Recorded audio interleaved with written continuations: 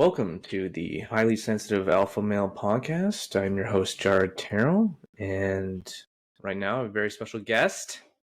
First guest of the podcast.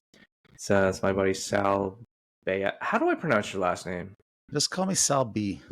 Sal B. All right, I'm not going to say. He Fine. wants to be somewhat anonymous, so. I mean, I'm sure nobody gives a shit, but Hey. well, care, not yet. Okay? Not yet. I have 3.5 listeners right now, and I say 3.5 because it's 3 adults and a baby. It's like a movie, 3 adults and a baby. Yeah. With Tom Selleck, was it? Anyways, wow, we're already off the rails. Yeah, so I want to protect my identity for when you have 14 million subscribers. But I I'm an IT professional. I have a degree in computer systems technology, and I know Jared from the gym, and that's how we met. And we talked, and we became friends, and we went for drinks. And he asked me if I could come on the podcast, and I said, "Sure, I'll talk to you." Perfect. And I'll send you the invoice later, right? Yeah, absolutely. Perfect. PayPal is okay.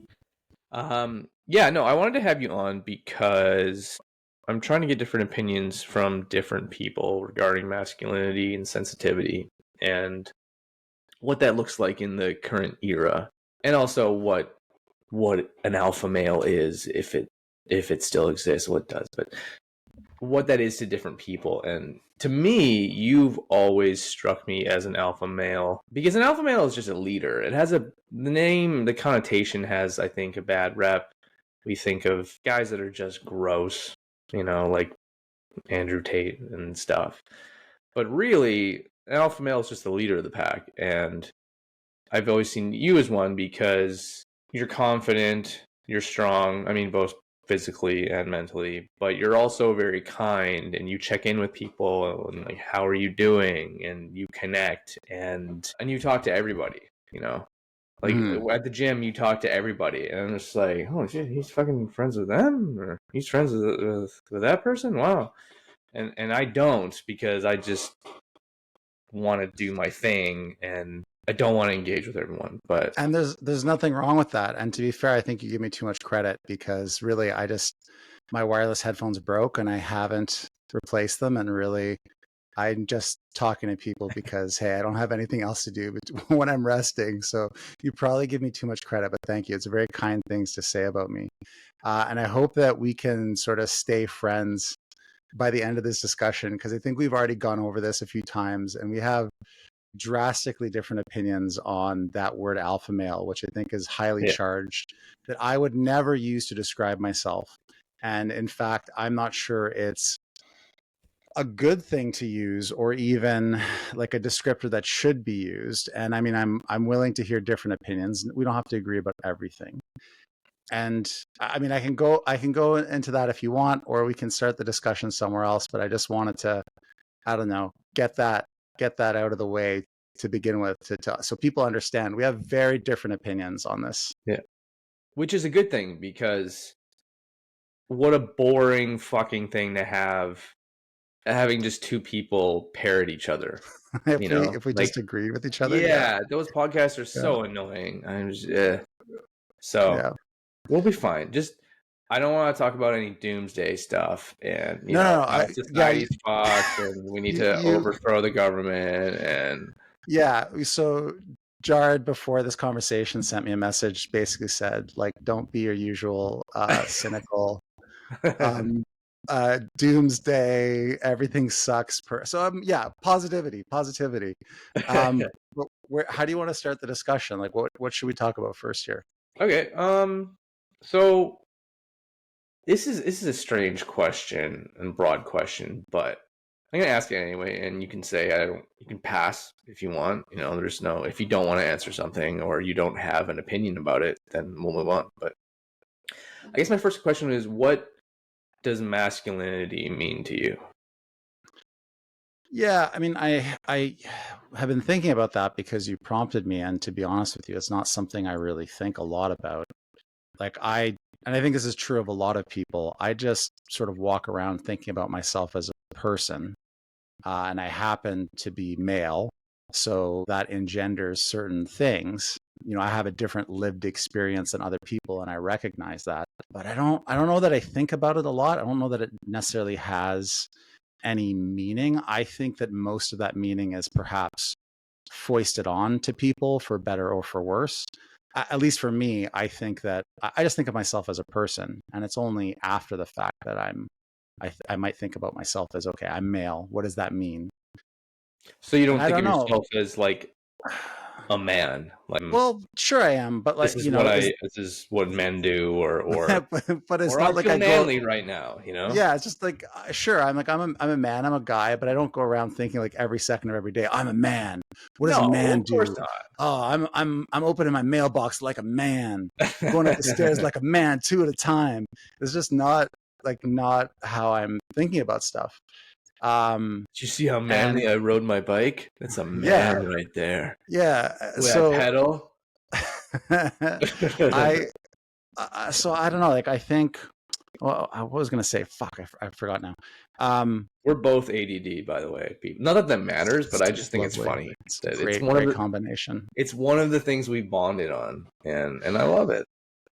So I think that there's certain things that I think about or that I believe that maybe people would attribute to me being male. So, for example, I really like martial arts. I really enjoy them. For me, they provide me with some discipline, with constraints. I have to be somewhere at a certain time practicing, and I enjoy it because I suck at it and I like getting better at stuff, and that's a fun process for me. Now, is that because I'm male? No. Did I think to myself, I'm a man, so I should go and I should do martial arts? No. How much of that is because of who I am? How much of that is because of that I like this sort of very stereotypically male activity? Is that because of to have, a higher level of testosterone? Who Right. knows? I wouldn't attribute it to that, but I mean, I don't know. I've only ever lived in this body, so I only like what I like. But there's other things like, sure, I feel responsible for the physical safety of my family. Is that because I'm a man? No. Now, I just happen to be larger than most other humans. So maybe that confers some additional responsibility onto myself. But I would never have said I'm a man, I should defend my family. I think that's certainly something that is sort of expected maybe in the context of masculinity. It's sort of a stereotypical expectation. Now, have I been influenced by that over the course of my life? Probably. Hmm. But it's really hard for me to quantify and to say. So I'm sorry. This is a really long-winded and not a very good answer to your question. That's okay. I don't have a good answer for it. You know. I don't. I So mean, to be honest, I don't know if I have a good answer for it either. What is a good answer? I think it's all subjective. But for me, um, because I'm wickedly insecure, and we all are as human beings, but some more than others. It's like mental health. We're all on the spectrum of mental health, being a human being. But because I just feel like a child a lot of the time, I feel like a little boy. I think about manliness, quote unquote, and masculinity a lot more than probably you, because I don't feel it, and I want to feel it. Like I want to feel like a man, right? I want to feel strong. I want to feel. I think not. I mean, not just because like that's just my role in society. I am a man, but because I want to feel strong. I want to okay, but feel. do you feel that that's coming from inside you? Do you feel that you want to feel that way because of pressures that society has placed on you? But also, I don't necessarily think that it's. Do you think that it's individual to? So you don't. Maybe I have some follow up questions, but maybe answer that Okay. one. I'm curious about that one. Do you feel that Okay. that's something that you feel from inside yourself, that desire to be strong, or is that something that you feel is an expectation that's been placed on you? Yeah, it's probably something that Or it I've could be been neither. programmed. It's probably both, but yeah, there's definitely a lot of siloed programming that's in my head, and like I need to be this way. I need to be manly and confident and strong. Do you think Have that my shit together. yeah, and I mean, I guess there's different kinds of strength, but like, I don't think that your gender in any way, whether you identify as male or female or whatever, I don't think your gender necessarily like, I think everyone wants to feel strong, right? Nobody Yeah. wants to feel weak and like they can be exploited or disadvantaged or taken advantage of. No one wants to feel stupid or not competent or not in charge or not in control of their life. I think that's, again, that to me is just a universal. So I have a hard time attributing that just to the fact that I'm happen to be biologically male. Right. Um, might I say that some of these things, like especially physical strength, is perhaps stereotypically something that's expected of men? Yeah. Sure, I think that's probably a fair statement. Well, it's because we are generally physically stronger because we're physically bigger, right? Yeah, I mean, there's all sorts of stuff about testosterone exposure. While you're in the womb, higher levels of Right. testosterone And yeah, confer greater ability to, retain muscle mass. I mean, there's a whole bunch of biological effects. I mean, I do acknowledge we're a sexually dimorphic species.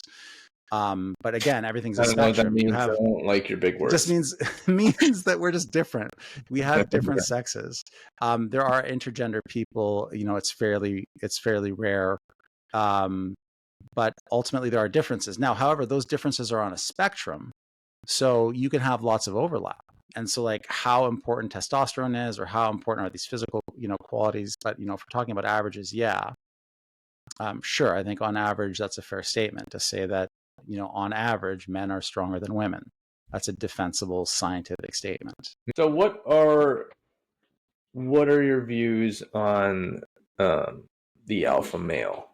Do you think that's a thing?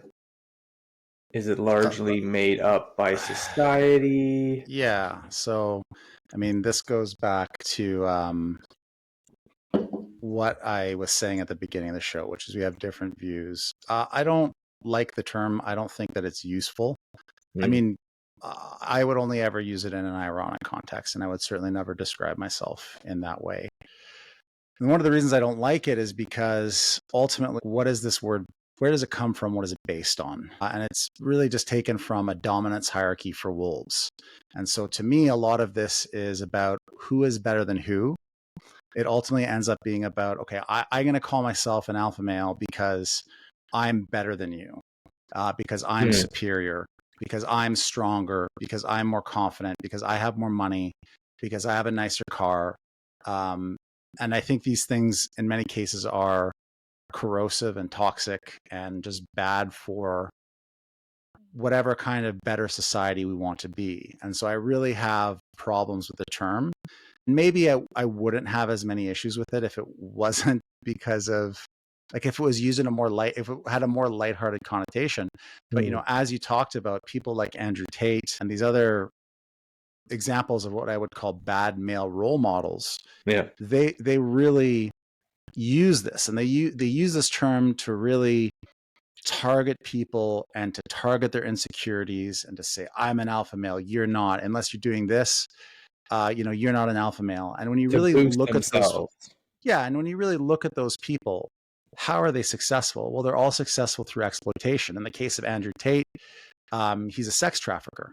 I mean, this is a person who's a male role model to millions of young people, and their success comes at the expense of sexually enslaving women. This That's is a really horrible person. Then you have people that are calling themselves alpha males because they're doing a whole bunch of performance enhancing drugs, whether it's tren, steroids, all this other stuff, when they're extremely young. So they get very muscular, very vascular, really jacked. And then they say, oh, look at what I'm alpha male I am. Look at how many women I'm going to sleep with.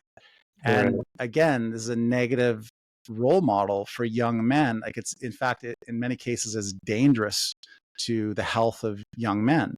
And these are the messages that they're getting. And so I don't like that term at all. But like I said, the world is filled with a variety of opinions, and maybe what's true for me just isn't true for you because of your relationship with that word. But I kind of take, I guess I don't know, I would definitely take issue with it in terms of myself being described that way. Right. I don't think it's a useful or beneficial way. I think it's just a way of stratifying people and saying some people are better than others. And I have an aversion to that. I have a very deep uh, response to that, which is I really don't like it. Yeah. No, that all I know makes sense that's not to what me. you mean. I know that's not what you mean when you're saying it. It's a different connotation No. for you. Yeah, for me, it definitely has a different connotation. I see it as someone who's a leader, really, and someone who is, I guess, yeah, naturally more of a leader and maybe more aggressive. Someone who's more decisive and takes control. And personally, I respect that because I'm very indecisive. It's part of my makeup, and but it's interesting. I've been sort of thrust into leadership positions before because no one wants to take responsibility or no one wants to be a leader. And kind of, I do like rec soccer, right? And so what I do, I'll be a free agent, which means I just join a team. And so they put it's a bunch of people to do that because not everyone has a dozen people that they can form a team with, right?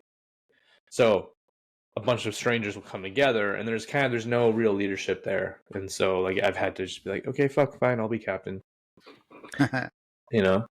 Well, I like sometimes I wonder about that because the bystander effect is real, and I wouldn't necessarily call myself a leader, but I would say that I'm extremely impatient. So when like something's happening and someone needs to take charge and I'm like, no one's taking charge, maybe that's just a product of having ADHD where you're like, this is annoying me. Someone's got to do something and I'll just do it. Right. And I've certainly had situations like that where, you know, that's occurred where I'm not going to be bystander. Like, no. I will take control of the situation. And sometimes that's a good thing. Not necessarily always though. There is also, you do require, it is good sometimes to think about things more before you actually do them, to be Yeah. contemplative. These are all good things and you require a diversity of people. I think that there are a lot of people that, for example, can be very confident, they can be very assertive, they can be very dominant, let's say. But if they don't have other qualities, like if they don't have compassion, if they don't have intelligence, if they don't have emotional awareness, those things can be quite negative. Yeah. So we do have this, and I think, again, like this does tie into masculinity where there are these sort of stereotypical traits that are expected, but I'm not sure that we value these traits in a way because we undervalue certain traits and we overvalue others. And you know, given how fucked up our world is, I know I said I wouldn't talk about this, but given how fucked up our world is in many Given. cases, you have to wonder if like a lot of these stereotypes really don't help us in the end. Yeah. Yeah. Sal the Killjoy, guess number one. No, I agree. And see, it's funny because when I think of someone who's an alpha male, I think of them as someone who's compassionate. I think of them as someone who takes care of people and takes care of the weakest person. And I think I'm not sure if it's in wolf packs or it's in other kinds of wild dogs, but the quote unquote alpha male, the leader, he'll make sure everyone's okay. He'll be at the back of the pack when they're traveling to make sure that no one kind of attacks them, and they look after the weakest. They display those parts of compassion. Yeah, I mean, I'm not an expert on like wolf dominance hierarchy, so I won't say there are also negative aspects. Alpha male is the one that's breeding, like the other ones aren't going to pass on their genes, or they Yeah. won't be nearly as successful. So there is an element of, again, ranking, and some wolves are better than others. It's again not something I necessarily want to apply to humans because I think Yeah. that fundamentally, if we want to pretend, if we at least want to try to be more democratic, then we have to sort of get away from these dominance hierarchies. And so even the language that we use, I think, becomes part of that. Yeah. Well, it's actually interesting because that's initially where the alpha male term came from, was from wolves. They've actually proven that it's inaccurate because those were wolves that were in captivity. And so they were random wolves that were put together. And because they weren't the same kin, they weren't from the same family, they had to fight for dominance. And so what they've actually found is wolves in the wild, a pack is just generally blood relatives. It's a family. And so the alphas are the mother and the father, the male and the female that breed, and the rest are just kids. And then after 2 or 3 years, the kids fuck off to form their own pride or their own, I don't know what you call it. Pride is for cats. Lions. Yeah. I think you've you've sort of, I mean, this is my interpretation. Correct me if I'm wrong, but you sort of You're wrong. I'm wrong. I'm going to say my wrong opinion.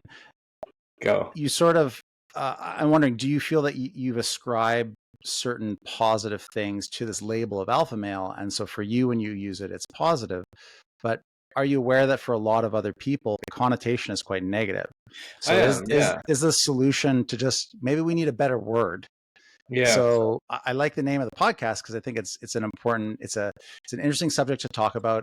It is, what's the word for it? Like it's immediately people are going to have an opinion about it. So I think that's good. It spurs discussion. But maybe if the goal is for young men especially to have more positive male role models that can have healthy relationships with other humans, maybe we need a new word. Yeah, I think you're right in that, because I think it is very loaded, and I understand. For me, it's empowering thinking of it, or thinking of myself as an alpha male, because I guess I feel strong, but also I can see how much the ego is involved in that, and how it could even go to my head. Like, if thinking of myself that way, or if other people say that about me, then yeah, thinking I'm better than others, or that I'm stronger than people. And I don't want that, and that's obviously not a good thing. So yeah, I mean, I know you're strong regardless of what label you have. I've seen you in the gym. You're a strong guy. I don't have any questions about that. And I think, given all of the challenges you faced in your life, I have a great deal of respect for you and what you've been able to accomplish. So I think you can certainly feel proud of that, and you can feel that you have mental toughness also. I just, again, I don't feel the need to describe, somebody asked me about you. I'm not going to say, oh, he's an alpha. Yeah. He's an alpha. No, I'm going to say he's a good guy. He's kind, he's understanding, he's funny, he's sociable. He's great with people. Although you claim to not want to talk to people in the gym, I always see you joking around with people. That's true. Including myself, and making me laugh. And only in many cases, wishing that I had your confidence, because there's no way that I am taking my shirt and tying it around like my chest and walking around the gym and being ridiculous. I don't have that much confidence. I will say that. So, for me, it's just, I don't need it to describe who you are. I wouldn't ever think of it when I was describing you. And for me, that's not a bad thing. That's all. Yeah. Thank you. I appreciate that. That's very kind. And no, and it's ironic because I don't think I use it out loud to describe anyone. I think just in my head, when I see guys, I'm just like, oh, he's a beta. Like, oh yeah, he's an alpha. like I analyze and assess people and almost put them into columns. Yeah, and it's like, I'm not sure why I do that. Because humans judge books by their cover. Yeah. It's just naturally we look at things and we stereotype people, and it's not good. It's something we have to be conscious of, because it's part of what we are as animals, right? These relics of our brains that we have to deal with. Well, it probably people can comes down surprise to you. Yeah, like there's no way you can look at somebody and say, "Oh, that guy's a beta." Like, you have no idea. No, I have no idea. That person could be, the most talented heart surgeon in the world, right? And runs a team of 40 people. Like, you have no idea. So, well, yeah. I mean, that's the prime example is me meeting you. Because I mean, for people who are not watching this podcast, Sal's a big guy. He's what, 6'4"? I'm like 6'6", 6'5", 6'6". Are you really?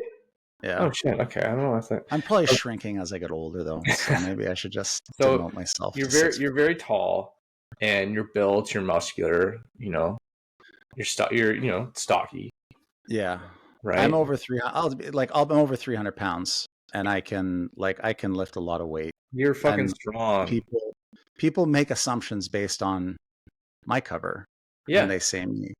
Yeah. I was talking to somebody at the gym, and she was telling me about how she was at a protest, and I was talking to her about it, and I said, yeah, like sometimes I don't want to go just because I'm going to make people nervous. People just assume that I'm a cop, and she just sort of looked me up and down and went, yeah, yeah. See, I thought the opposite. I thought if you pull me aside and you're like, hey, just so you know, I used to be an enforcer for the Hells Angels and I've killed 6 people. I'd be like, oh, of course you have. Yeah, no, I did. uh, I mean, I'd like to say with great power comes great responsibility, but I think at the heart of it is like, I don't really trust myself. I don't trust my self-interest.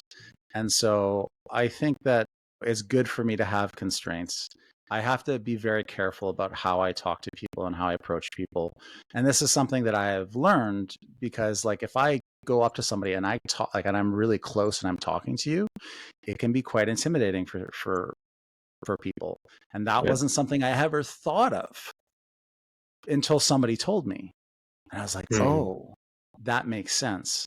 So I do try, especially like, for example, in the gym, I try to be very open. I try to be very friendly. People will never ask me to like, if I'm using a squat rack, and sometimes I can monopolize a squat rack for 2.5 hours. Okay. Right. So people won't ask me if they can work in with me. They'll never will. But I'm taking 5 or 6 minutes between sets. If you're doing the same like exercise as me, come and work in with me. I will go out of my way to offer people. And I just feel that that's based on how my appearance and based on how I come off when people have that sort of stereotypical, I'm going to judge this book by the cover reaction. I kind of I have a sort of a duty to be more accommodating, if you will. Yeah. I think that's really awesome, man. I think that's really just considerate and thoughtful and kind. I, And I I, just did an episode about consideration mm, and how we are just lacking it more and more in this society as time goes. yeah, it's interesting. Like part of me sees what you're saying and I worry about it. Another part of me is aware that generations have always said this. Like they said this when the printing press was invented and when newspapers became more mainstream and when television was invented. And there's always these panics, if you will. All right. Um, maybe I mean COVID was a big deal for a lot of young people. Social media, I think, is there have been other forms of mass media that people have sort of accused of being dangerous for the youth. I would say Yeah. social media is That's number more one. corrosive. I would say it's more corrosive, if only because it atomizes and monetizes social interactions. And it turns everyone and you're not a person, you're just a number. Yeah. And so everything has to sort of devolve into this consumeristic nightmare. I mean, I would say online dating is maybe the best example of that. And you hear about these horrific experiences from all people, whether male, female, everyone has these horrible Trash. It's all experiences. trash. And you think about the exploitative nature of those systems and the behaviors that they are incentivizing. And I can't help but feel, I mean, I am hopeful. I'm hopeful that we will overcome, but I am concerned that people are led down the wrong path, especially when it comes to attitudes about women or people of other genders.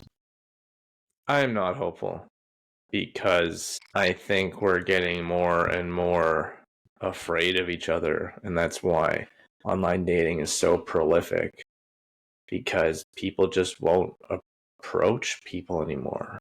They won't approach strangers, even if they're right there in the bar. Like I don't go to bars much, Mm. and I've talked to women, and we get in this conversation about how Really? shut up, go fuck yourself.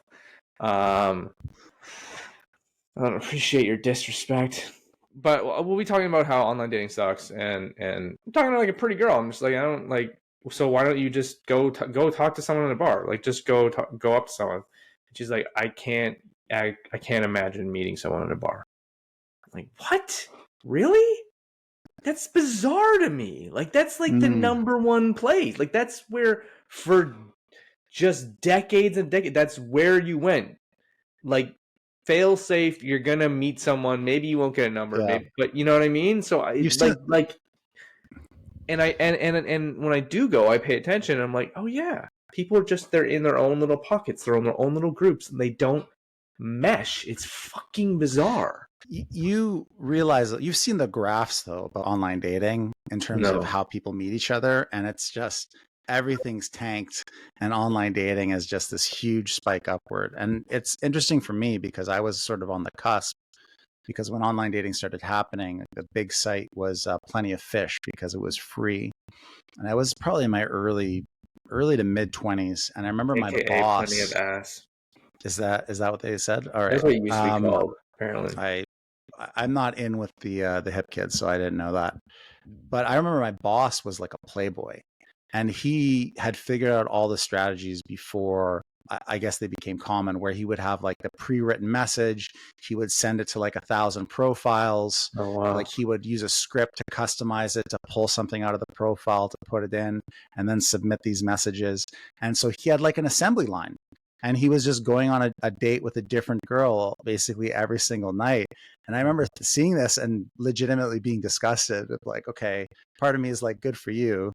Part of me is like, it's such a like a gross, consumeristic, fake, Yeah. narcissistic. I just everything about it turned me off.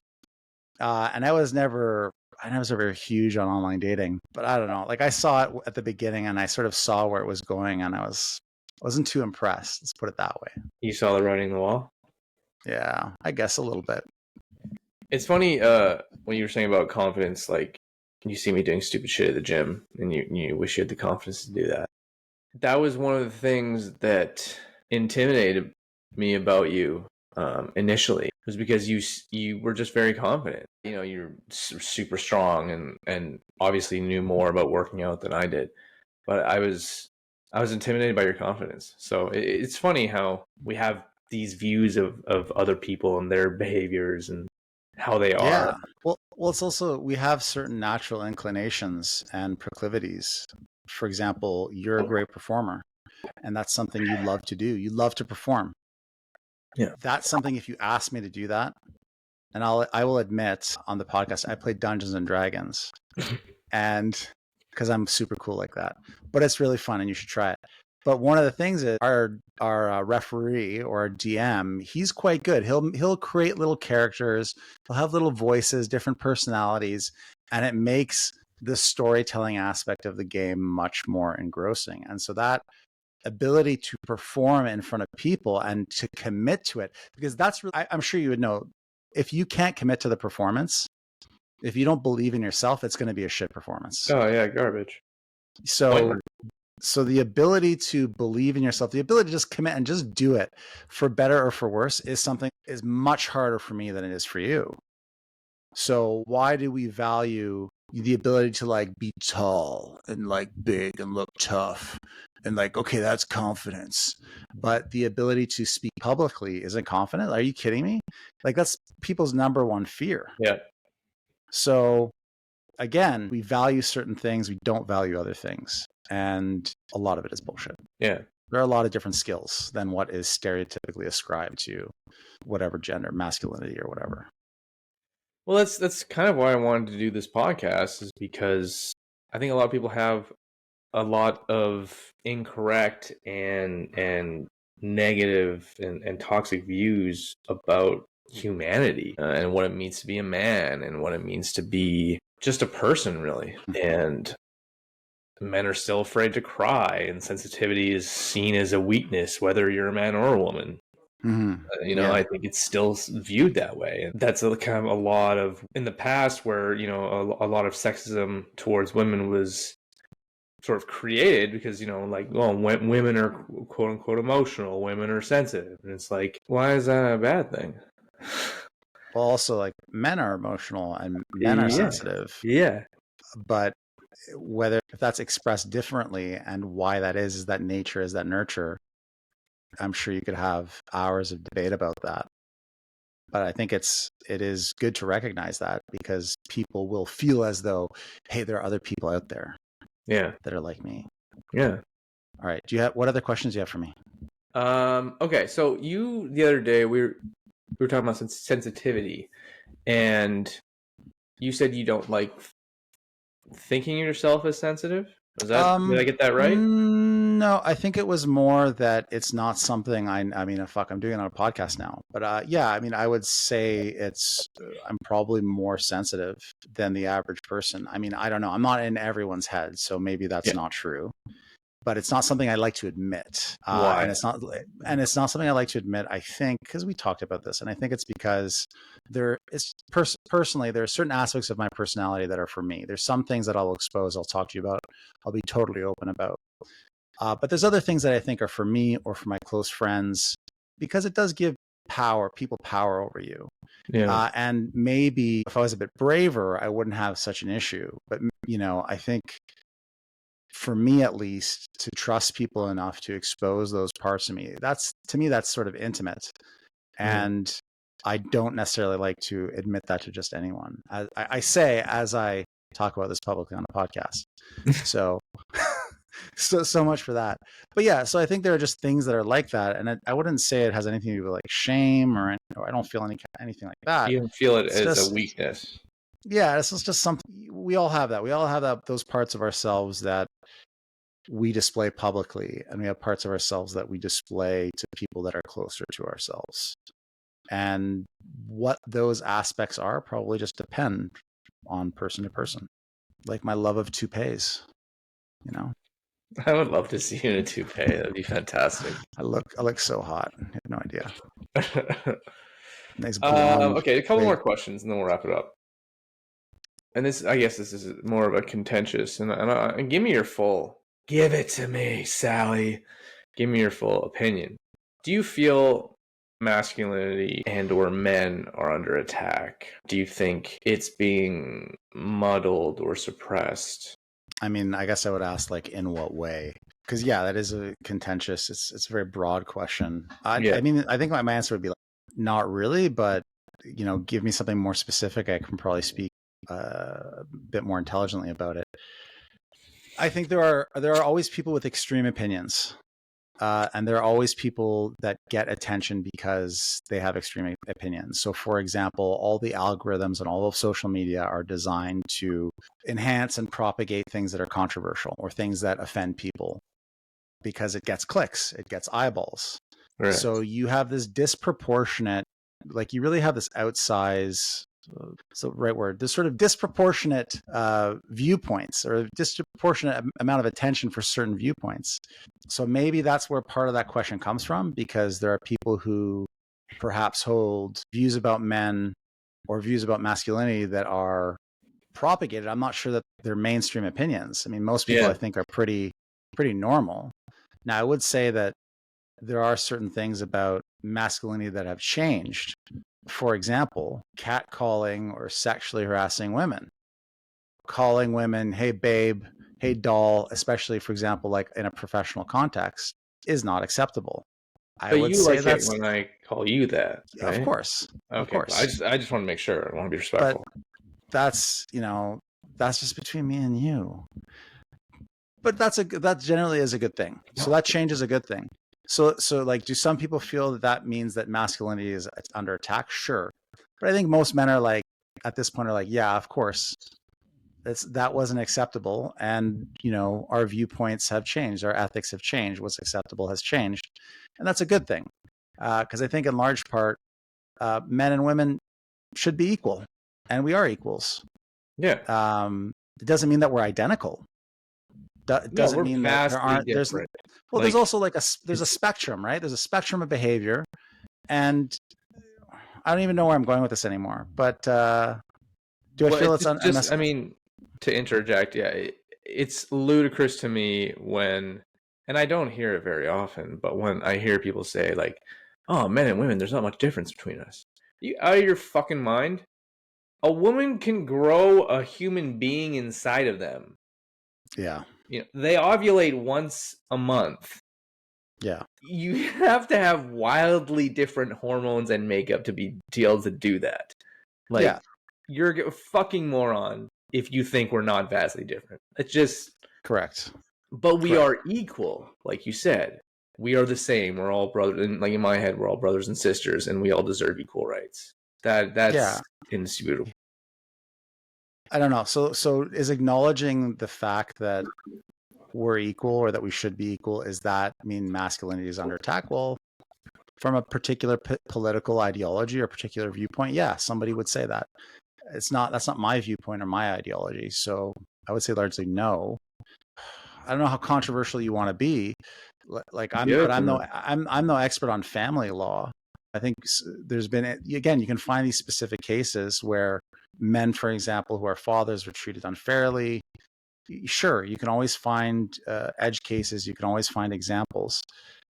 Now, is any of that like a lot of the men's rights advocates? Is that like a plague, as some people would insist? I don't think so. But Like, again, like is it I'm not an, indicative of the norm? You mean? yeah, like I'm not an expert on that. So like I feel silly to even comment about it. But Well, you know, it's not that I've interesting. seen, not from my subjective experience, but my subjective experience is my subjective experience. So you It's know, interesting what you said earlier, just a couple minutes ago, about how online on social media and stuff, there are extreme opinions, and people will use that to, I guess, gain attention. And but for the most part, people you met, there isn't a mentality of men are the enemy. most people are normal. Yeah, Yeah. yeah, but it's interesting because just gleaning over the last 7 years since Me Too, I think, really, and just watching the news and reading stuff online, I sort of just, it really started to feel like men are the enemy and we're the reason everything's so fucked up.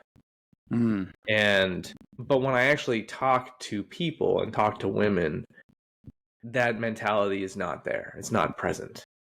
But if you look online and watch the news, it was very present and palpable around that time for a few years there. Yeah. Understandably so. Yeah, I know what you're saying. I mean, there's also the argument that, hey, like all those nuclear weapons, you know, mostly built by, designed by men, unequal economic systems, settler colonialism. I mean, again, driven by men. We can take our, I don't know, we can take our, or we can acknowledge that. I mean, I don't think everyone is a psychopath that, you know, wants to enslave and exploit other people. I'd say most men don't. There are humans that want to do that because they benefit from it.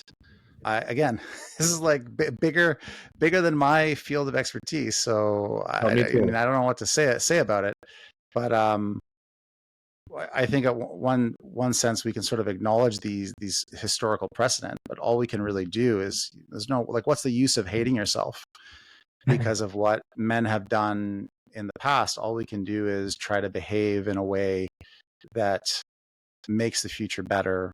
We treat people with compassion. We treat people equally, no matter your gender. Respect. Yeah, we respect people, and you know, maybe we try to eke out, or we try to create some semblance of a democratic society, and that'll lead to better outcomes. Because a society that's dominated by one particular group, whether that's a socioeconomic group or whether it's an ethnic group or whether it's a sex or a gender, probably isn't going to lead to good outcomes because everyone's interests aren't going to be represented. Right. So a society that represents everyone's interests, I think, is in everyone's interest. So I Yeah. don't know. Maybe that's a little. I mean, I'm copping out on some of it. I should just be way more hardline and controversial, but that's generally how I feel. And I think I feel somewhat. I don't necessarily have like a strong opinion on some of this stuff. That's okay. Just It's a lot of it is not because I just not don't. I don't know. necessary. I need other people to educate me. Yeah. Awesome, man. Well, thank you for chatting with me. Um, Well, sorry enjoyed this. if that wasn't as. I can trail off, Jared. Sometimes you need to just be like, Sal, fucking 6 words or less. Don't repeat yourself 40 times. So I You are a apologize for rambler. that. It's true, I am a rambler. but It's I'm also brutal. a I rambler. hate it. I'm just gonna Maybe, start cutting you off. Be like, you're rambling. you know what? That's the beauty of editing. That's true. Yeah. Giving me more work. Yeah, it is a lot of work for you. All right, guys. Sorry. Thank you for listening and watching. I appreciate it. Hope you found this entertaining. I can't say words. All good. And yeah, that's it. Peace out. Be Thanks for well. listening. Yeah. Treat each other with respect. We just get along, you guys. All right. Peace out.